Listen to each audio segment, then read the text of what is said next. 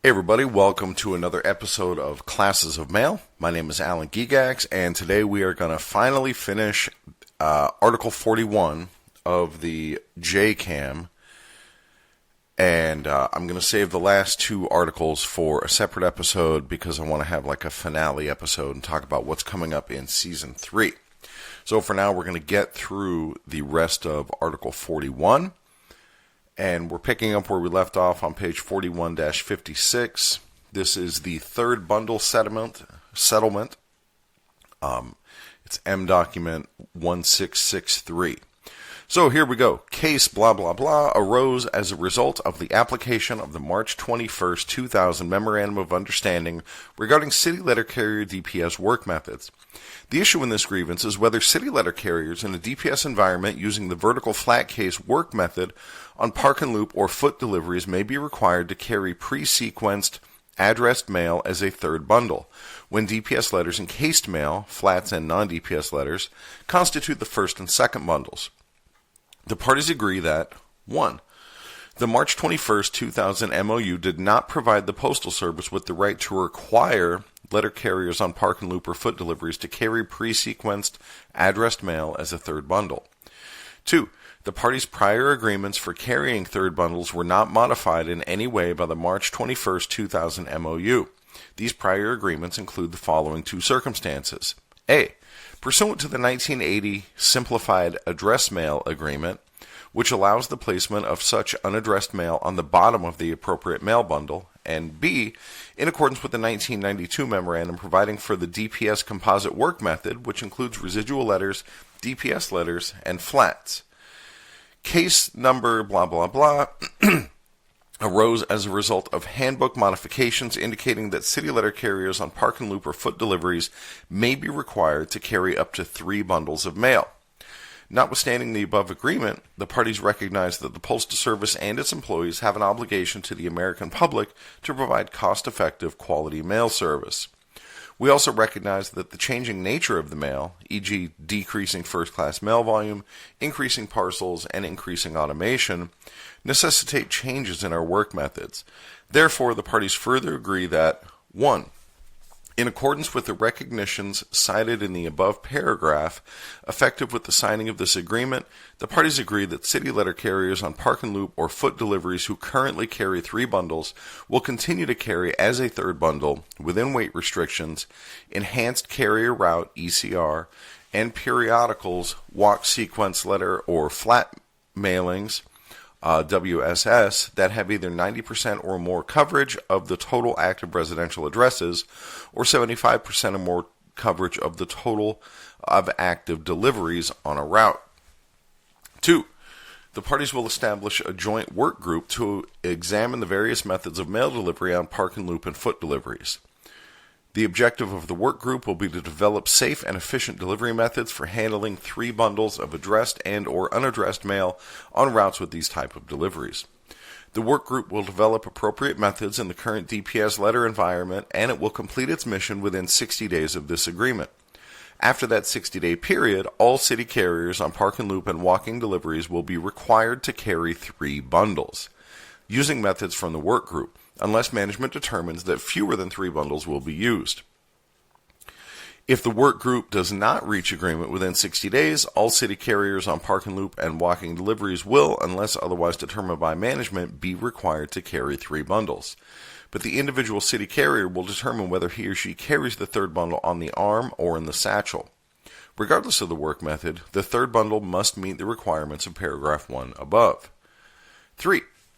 The parties agree that under no circumstances will city letter carriers on park and loop or foot deliveries be required to carry more than 3 bundles. This agreement resolves and closes all outstanding disputes at all levels of the grievance arbitration procedure concerning city carriers on park and loop or foot routes being required to carry 3 bundles. The parties will meet at the appropriate level on all held cases to determine if they involve other issues. If a grievance contains issues other than third bundle, those issues will be addressed pursuant to Article 15 of the National Agreement. Please sign below to agree to resolve these disputes and remove these cases from the National Arbitration Docket. Date July 30th, 2007. Next, DOIS settlement, Delivery Operations Information System. And there's a citation here. After reviewing this matter, the parties agree to resolve the dispute based on the following. The Delivery Operation Information System, DOIS, is a management tool for estimating a carrier's daily workload. The use of DOIS does not change the letter carrier's reporting requirements outlined in Section 131.4 of Handbook M41. The supervisor's scheduling responsibilities outlined in Section 122 of Handbook M39, or the letter carrier's and supervisor's responsibilities contained in Section 28 of Handbook M41. DOIS projections are not the sole determinant of a carrier's leaving or return time or daily workload. As such, the projections cannot be used as the sole basis for corrective action. A 5-minute time credit for lines 8 through 13 will be added. A 5-minute time credit for lines 8 through 13 will be added, or when route inspection data is available for lines 8 through 13, the actual average information will be used for daily workload projections. Management is responsible for accurately recording volume and other data in DOIS. Other than obvious data entry errors, route-based information may only be changed through a full count and inspection or minor route adjustment. Additionally, the parties have previously agreed that functions in DOIS which relate to the route inspection and adjustment process must be in compliance with City Letter Carrier Route Adjustment Process in Subchapter 141 and Chapter 2 of the M39 Handbook. Exceptions are offices that have jointly established an alternate route adjustment method. DOIS base information in such offices shall, as appropriate, comply with the alternate route adjustment method. Date July 30th, 2007. Next is the Office Efficiency Tool, OEI. OEI for Office Efficiency Tool. That doesn't seem right. Anyway, the settlement regarding that. And again, there's a citation. Recently, our representatives met in pre-arbitration discussion of the above-referenced grievance. The issue in this grievance is whether the office efficiency tool used to project office and street time in the Greater Indiana District violates the national agreement. After reviewing this matter, we mutually agree to settle the grievance as follows. The subject office efficiency tool is a management tool for estimating a carrier's daily workload. The office efficiency tool used in the Greater Indiana District or any similar time projection system or tool will not be used as the sole determinant for establishing office or street time projections. Accordingly, the resulting projections will not constitute the sole basis for corrective action. This agreement does not change the principle that, pursuant to Section 242.332 of Handbook M39, quote, no carrier shall be disciplined for failure to meet standards, except in cases of unsatisfactory effort, which must be based on documented, unacceptable conduct that led to the carrier's failure to meet office standards, end quote. Furthermore, as stated in the agreement for case blah blah blah, quote, there is no set pace at which a carrier must walk and no street standard for walking, end quote. Projections are not the sole determinant of a carrier's leaving or return time or daily workload. The use of any management-created system or tool that calculates a workload projection does not change the letter carrier's reporting requirements outlined in Section 131.4 of Handbook M41. The supervisor's scheduling responsibilities outlined in Section 122 of Handbook M39, or the letter carrier's and supervisor's responsibilities contained in Section 28 of Handbook M41. This agreement is made without prejudice to the parties' rights under the national agreement. Please sign and return this enclosed copy, blah, blah, blah, closing out that agreement.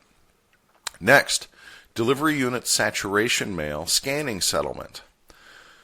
And again, there's a citation number. On several occasions, our representatives met at the interpretive step on the above-captioned grievance. Time limits were extended by mutual consent. The issue is whether the scanning process used for delivery unit saturation mail scanning violates the national agreement. Hold on, that's for me. After reviewing this matter, we mutually agree to settle this case based on the following.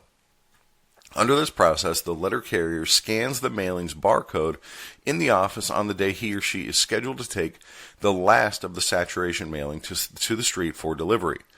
By scanning the mailing's barcode, the letter carrier is not verifying that he or she has delivered the mailing. The subject scanning process is an internal measurement system used to verify when a saturation mailing is scheduled for delivery. Please sign the enclosed copy of this decision, blah, blah, blah. And, okay, that's that one. Next, reverting a route without current inspection data settlement. And another citation number. Recently, our representatives met at the interpretive step of the grievance arbitration procedure to discuss the above referenced case. Time limits were extended by mutual consent.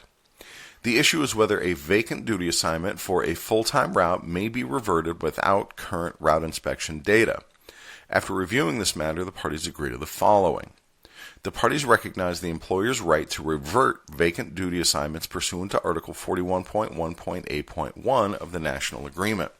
However, under current regulations, determining whether an established city delivery route is full-time, as defined by Handbooks M39, Section 242.122, and M41, Section 911.2, will be made using one of the following procedures. A 6-day mail count and inspection in accordance with the provisions of Handbook M39. A route adjustment pursuant to Section 141 of Handbook M39, provided the data used is reasonably current and from the regular carrier assigned to the route. Evaluation through a national jointly agreed upon route evaluation process. Evaluation through an authorized developed joint route evaluation process. The parties further agree that cases held pending resolution of this case will be addressed by the appropriate parties when the cases are being held. The parties will give consideration to the above agreement and any action taken by the joint route adjustment teams subsequent to the revision. This agreement in no way alters the current maximization provisions contained in Article 7.3 of the National Agreement. Please sign and return blah blah blah. Next, we have a memo between the USPS and the NALC regarding multiple days of inspection. The following will apply when conducting a 6-day route count and inspection pursuant to Chapter 2 of Handbook M39. Management will, if it determines it necessary when scheduling an inspection to inspect on more than one day, inspect on no more than 3 days during the week of count and inspection. If management elects to inspect on 2 or 3 days during the week of count and inspection, management will be responsible for completion of the 1838C one of the days. The letter carrier will count the mail and complete the 1838C on the other days of the inspection. When management elects to inspect on 2 or 3 days, the PS Form 3999 closest to the selected street time on the PS Form 1840 will be used to transfer territory. Date January 10th, 2013. And here we have another memo between the USPS and the NALC. This one is regarding City Delivery and Workplace Improvement Task Force. This task force is established for the purpose of jointly seeking methods to improve the cultural and operational environment in city delivery offices. The parties reconfirm our commitment to modernize our delivery methods and processes to ensure the Postal Service remains the provider of choice for our customers and that we continue our joint objective of creating an improved work environment for all employees. During the term of the 2019 National Agreement, the parties agree that the intent of jointly developing and testing new work methods/concepts is to prepare our city carrier workforce to operate in a future delivery environment that will require precision, innovation, and ingenuity. With the mutual understanding that the parties' respective interests are best served through a cooperative effort, this task force will develop the processes necessary to examine conditions, to develop solutions, and to test alternative procedures in city delivery offices related to, at a minimum, creating a positive work environment/culture where everyone is treated with dignity and respect. Evaluate the workplace culture and develop solutions to address the causes of conflicts between management and city letter carriers, including disagreements over the amount of time a letter carrier needs to complete their daily assignment. Efficiency and use of space. Jointly develop and test new work methods/concepts to prepare for future delivery environments that ensure the Postal Service remains the provider of choice for our customers. Jointly explore the modification of current case configurations and work methods to identify more efficient techniques for handling residual and sequenced mail volumes. Jointly examine current casing standards and times for associated line items. Explore various combinations of office and street functions and other alternatives for structuring city carrier routes that will drive efficiency associated with variable daily workloads. Staffing and scheduling. Jointly review and address issues regarding city letter carrier complements, starting times, employee availability, and related transportation schedules in order to optimize staffing and scheduling efficiencies. Route evaluation. Using the alternative and technological findings of the Alternate Route Evaluation and Adjustment Process Task Force, jointly develop and implement a process to efficiently and accurately evaluate delivery routes and assignments and determine the most efficient and effective mix of letter routes, parcel routes, etc. Jointly explore the use of technology, data, advanced analytics, and machine learning to improve operations, route evaluation, adjustment and optimization, delivery capabilities, and visibility. Safety. Jointly ensure the parties are fully utilizing the provisions of Article 14 to maintain a safe environment for all employees, including adherence to COVID-19 protocols for as long as necessary. Contractual compliance. Jointly address issues with repeated violations of the parties' collective bargaining. Contractual compliance. Jointly address issues with repeated violations of the parties' collective bargaining agreement, as well as any issues with the timely and effective functioning of the dispute resolution process. Mentorship. Explore the possibility of jointly developing and discussing implementation options for a mentorship program for new employees intended to improve the onboarding experience and retention rate of city carrier assistants. Business growth. Utilizing the findings of the New Product Development and Innovation Task Force, jointly explore how to safely and effectively perform existing, expanding, and future services, and how to efficiently integrate such services into the structure of city delivery. Jointly review the office's use of the Customer Connect program and the potential for new business. The task force will consist of an equal number of members appointed by the NALC and by the Postal Service.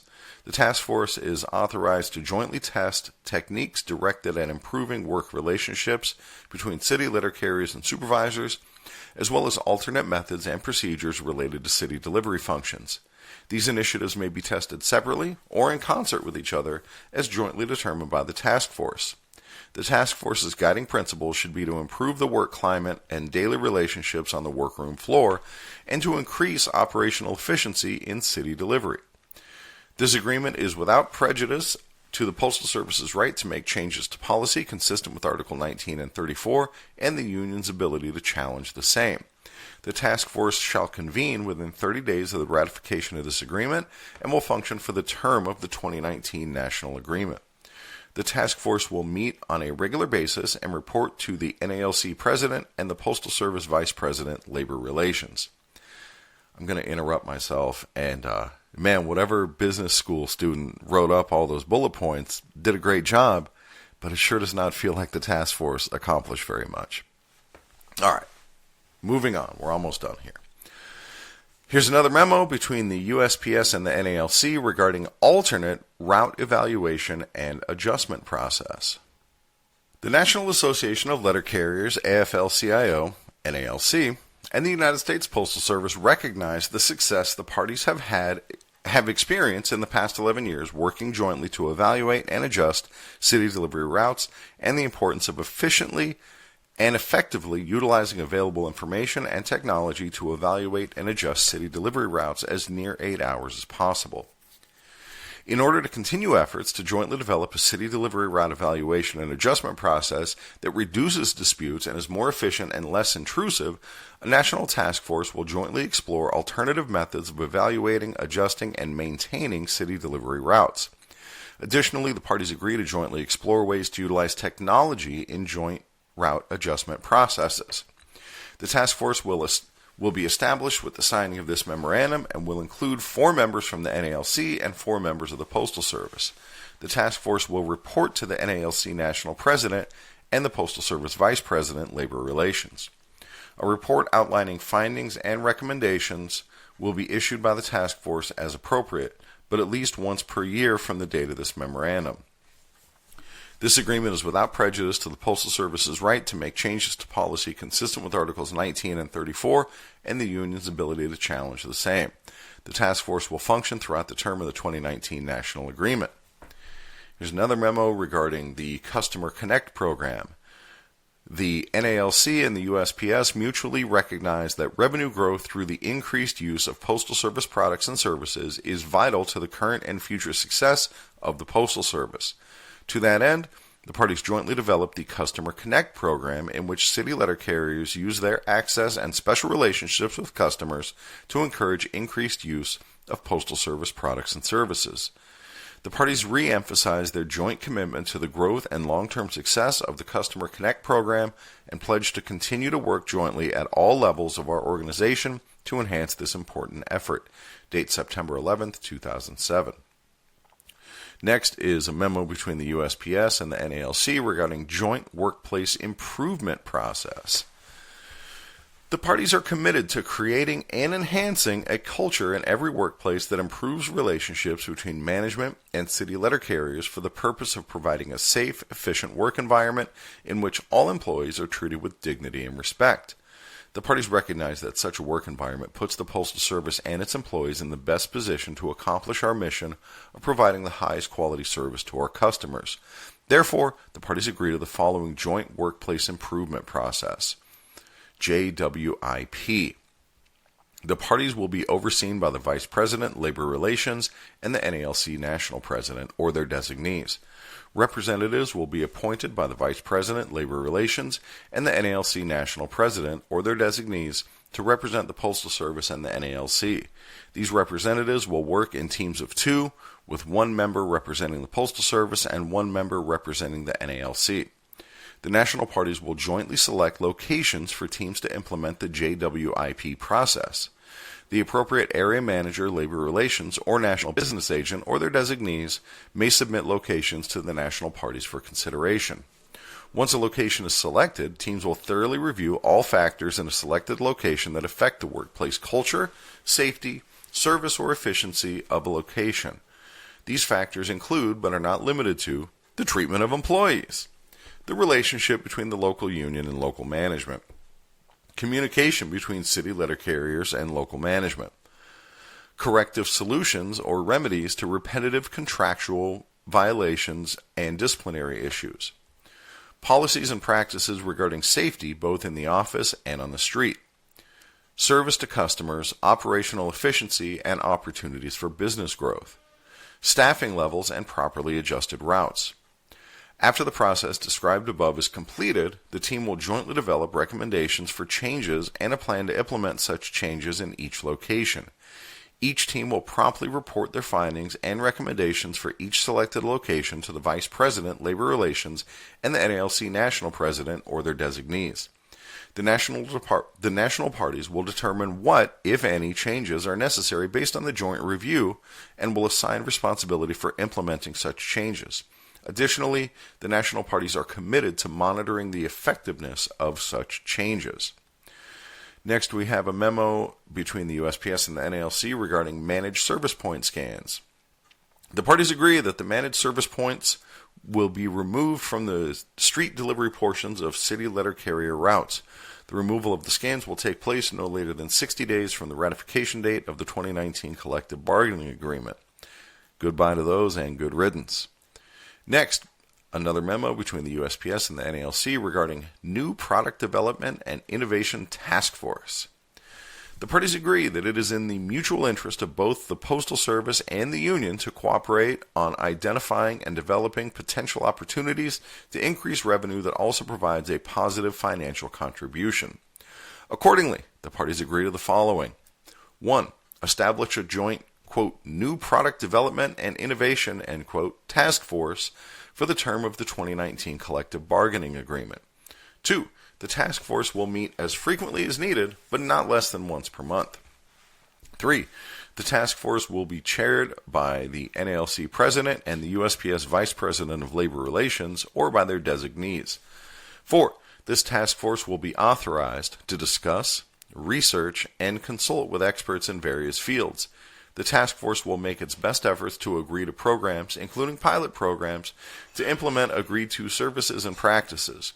During such tests/pilots, data will be collected and analyzed in a timely manner with the aim of possible replication throughout the Postal Service. 5. The task force/committee will consider measures including, but not limited to, expanded e-commerce products and services targeting national retailers and small and medium-sized local businesses. Promotion and expansion of marketing mail for small and medium-sized businesses.